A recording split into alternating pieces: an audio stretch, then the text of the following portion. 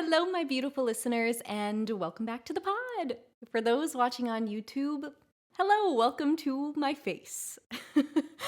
This is me in real time. I have always wanted to incorporate a video element into the pod, and I figure with the new year, it's time. I have always been kind of resistant to it because it's more scary and vulnerable, but because I am feeling that resistance, that means it's time to be brave, to push through, to face my fears, because that's what 2024 is going to be all about for me. The mantra that I picked in my little affirmation deck is be brave. So that's what I'm doing. It also may come as a shock to you that most of my episodes are scripted. That makes me feel safe and comfortable. And as I take the training wheels off, this episode is still mainly scripted, so that's why I'm looking down. But as I gain more confidence and get more comfortable, I want to start focusing more on the camera in the future. Oh, hi, buddy. And less on the paper. So I know. So bear with me for now, but change is scary and we can still do hard things. Thanks, Glennon Doyle. In baby steps, though.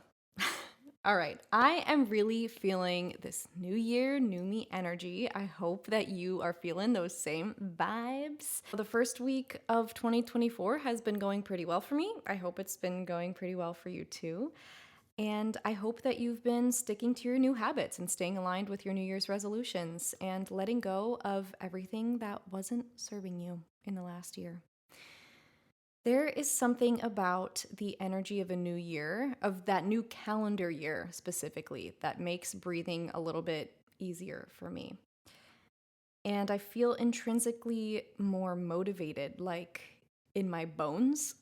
I don't know how to explain it. You get it. You get me. You do. Also, just the fact that we're in 2024, an even number. Chef's kiss. You know what I'm saying? 2024 is just good vibes. It's like, what color is 2024? Lavender? I don't know. Leave a comment what color you think 24 is. Okay. I actually looked up 24 in numerology. I don't know much about numerology, but I did look it up. And 24 in numerology symbolizes family, harmony, idealism, and companionship. And it's believed to bring good fortune and to celebrate long term security. And finally, 24 represents aligning your heart with your actions, finding a sense of balance and peace, and enjoying the beauty of life. Yes, this is absolutely everything that I have been trying to embrace, so let's embrace it together. As we enter the new year, I think it's important to reflect on the year that we left behind us. And while a part of me wants to just leave 2023 in the dust, never look back, I took some time to really think about everything that happened in 2023. Because if we're not learning, we're not growing. And that's kind of the whole point of this pod, right? I gotta learn. I'm here on this earth to learn. So, to quickly circle back to numerology, the number 23 represents strength and intelligence. And this resonates very deeply with me for sure. Last year was the year that I proved to myself how strong that I really am and how strong I really can be. And with strength, mental strength particularly, absolutely comes intelligence. I gained so much wisdom last year. Not even to toot my own horn. That's just the fact. And I'm really proud of myself. I'm proud of a lot of things that I did last year, despite the adversity, I guess. And so on New Year's Eve this year, I took some time to journal about everything that I was proud of last year and everything that I was grateful for. And then, as you probably know by the episode title, I wrote down all the lessons that I learned. In the past, when I've had a bad year, I've truly just mentally thrown that year in the trash. And I tried to erase it from my mind, but I don't want to do that this time around. Like I just said, I am the strongest and wisest version of me that I have ever been, and I am that way because of everything that I went through, because of everything that I've been through, not just last year, but because of all the lessons that I have taken and learned and grown from. I think it's really important to reflect, to take what we learned and to allow it to shape us into the most evolved versions of ourselves. Writing out the lessons that I've learned last year allowed me to see everything that happened, the good, the bad, the ugly, happened for me and not to me. And I think that's a really, really distinct difference. And it's really important to realize that it takes us out of victim mode. One thing I'm letting go of is that victim mindset. The toxic patterns that I exhibit, I want to change them and I want to learn from them. 2024 is the year of getting unstuck. It's the year of momentum. 2023 was the year of change. And now, let that have been the springboard into this new year. A year of more growth, clarity, and abundance. We cannot reap the rewards from lessons that we have not learned. And I'm still figuring a bunch of shit out, don't get me wrong, but come along with me to hear what I learned. The lessons are vulnerable, but authentic. And as always, if someone else can benefit and either learn from or find comfort and understanding in what I've been through, then everything is worth it. And one of my New Year's resolutions is to feel really secure in my purpose. And I know that helping others by staying aligned will get me there. The first lesson is not only are we responsible for doing our own inner work, it is a necessity in order to live an authentic, meaningful, and empathetic life. We cannot control what happens to us, but we can control how we are affected by what happens to us. This lesson ties into basically what I was just saying. In order to stop recreating old patterns and reinvent the life that we actually want to attract what we desire, we have to fix the old programming, rewire our subconscious. The only way that we can do that is through shadow work, through deep self reflection, and the bravery to heal our inner wounds. Most people will do anything to avoid this work because it's obviously incredibly painful. But we will continue to hurt ourselves by not addressing the pain that has been put upon us by others. So, if you haven't yet started digging deep and uncovering your unconscious behaviors that act as defense mechanisms, this is your sign. I think if you're listening to this podcast, you're ready to do so. You can be brave. As a naturally pretty self aware person, I have been pretty conscious of the patterns I've noticed repeated in my life, whether that be similar people coming into my life and hurting me in similar ways, or similar job situations I find myself in that make me unhappy, etc. But I never took the time to actually understand why these patterns kept repeating. And 2023 was the year for me to take that next step and to dig into attachment theory into my childhood and core wounds and start understanding why I act and think the way that I do. This knowledge can help me start rewiring my brain and rewrite my story moving forward. And if I stay hurt, then I'll stay unintentionally hurting others. The ironic thing is that healing ourselves is one of the most selfless things that we can do. And girl, listen, if only if only the people that gave us these wounds were responsible for paying for our therapy. Can we make that a law? If I was president, that would be my first law. Just saying. Okay, lesson number 2 is multifaceted and all about emotional and nervous system regulation. This year, I learned how hugely important it is for us to have a regulated nervous system in order to live our happiest and healthiest lives. So, part A to this is that it's a form of self-abandonment to require others to regulate us. We must become responsible for our own regulation. We cannot rely on others to determine our moods, our safety, our worth. It's our job to find the healthy balance between self-reliance and, of course, normal, healthy dependence on others that we trust. And I didn't realize until this year how heavily I relied on others to essentially tell me what my mood should be. I let my loved ones' moods determine what my mood should be, and I let how well a connection was going to determine my entire sense of safety. If they were happy and everything is going well with them, then I am safe. And if something's a bit off, my nervous system was immediately in fight or flight, regardless of how I was feeling prior that day. I could not distinguish myself from other people. And that maybe resonates with you. Maybe you feel the same way too, or maybe you think that's crazy, but that's just the truth. And I think a lot of anxious attachers probably relate to that, but more on that later.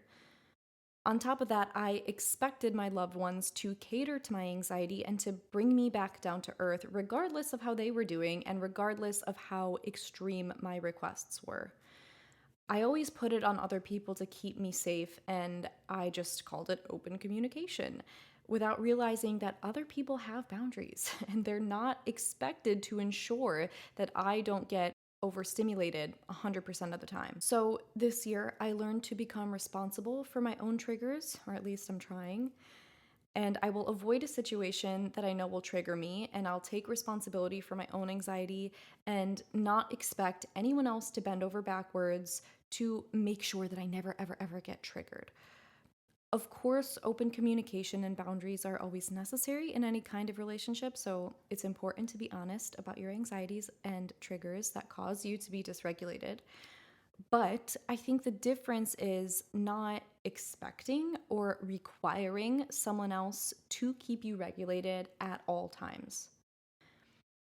They can be there for you, but they can't be your solution. There's a difference between a support system and a life support system. Does that make sense?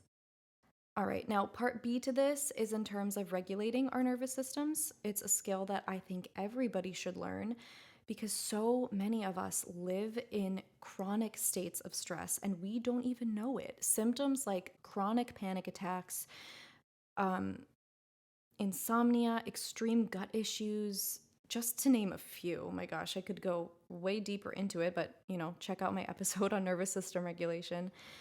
It's not normal for our bodies and it is not sustainable, but our bodies don't communicate through spoken language.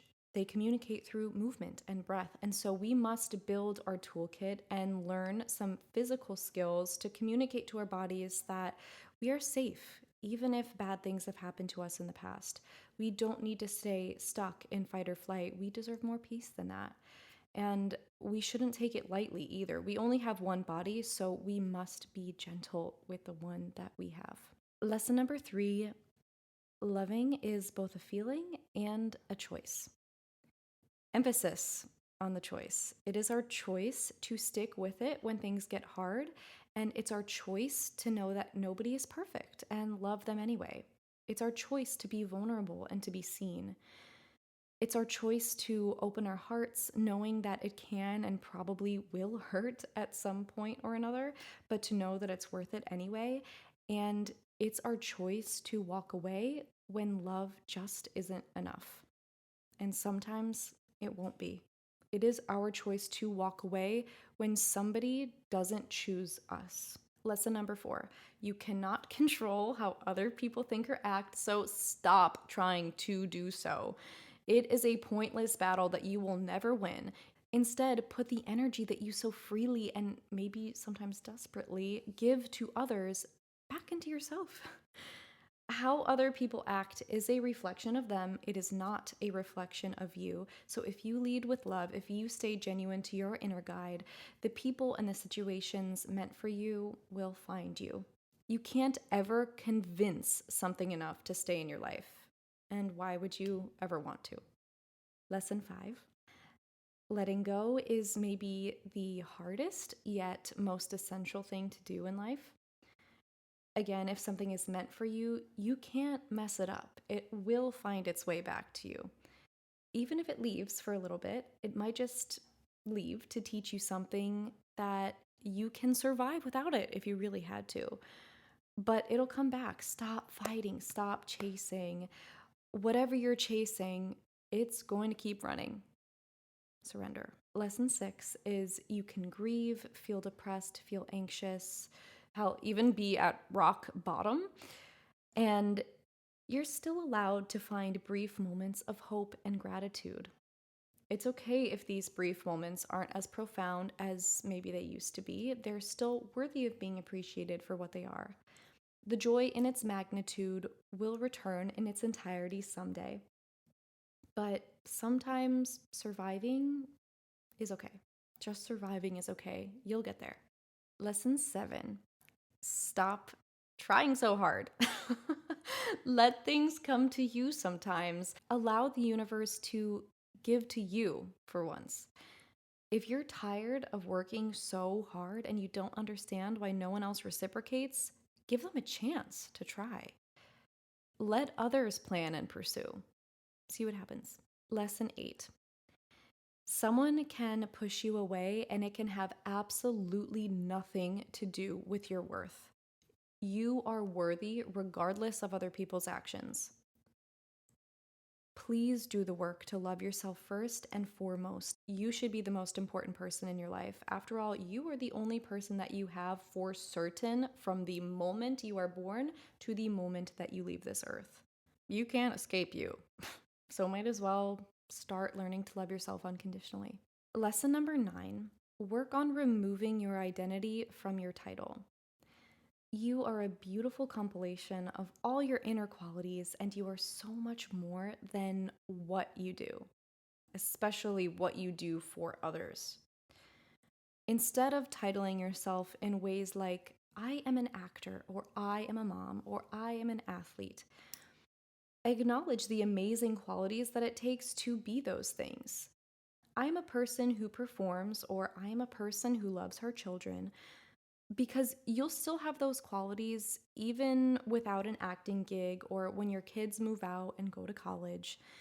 Without an acting job, I'm still me because I'm someone who loves to act and sing. I am someone who is talented. I am someone who is driven and motivated. But even when I'm not acting and singing, I'm still worthy.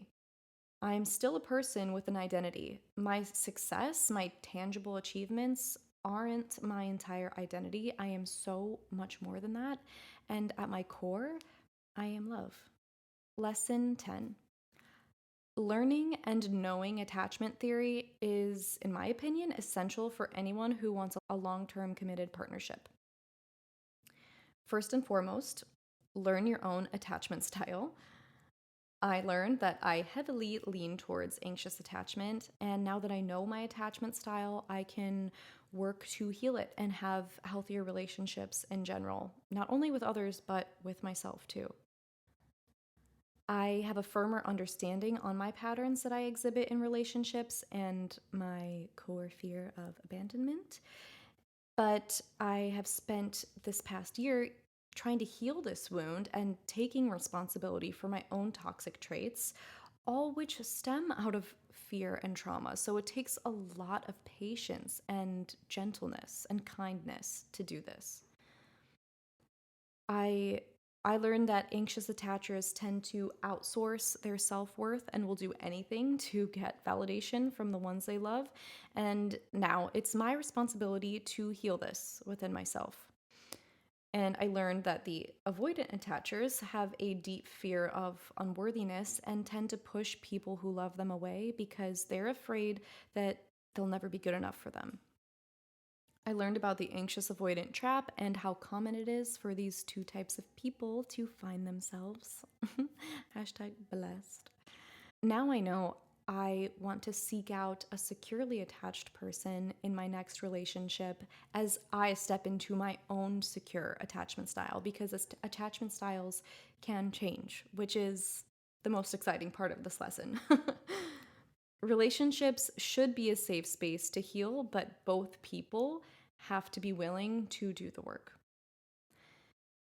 All right, I want to stick with even numbers because 2024, and that was lesson 10, so I will start wrapping it up here. But I hope that these lessons resonate with you and that you can use them as stepping stones as you craft your own lessons and as you do your own reflecting on your past year. But before I sign off, I just want to give a quick little preview of what the pod has in store for this year.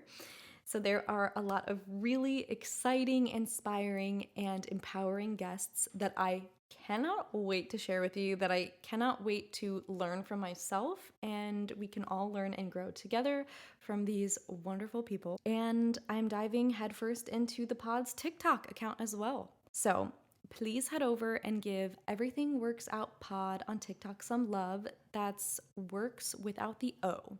Couldn't fit that extra letter in. But I do have really big dreams for this pod, and I really want to spread the word and get it out to as big of an audience as possible as we all blossom into the best versions of ourselves this year. So, share with your friends, spread the word, and go make some magic this week. I'll see you next Wednesday.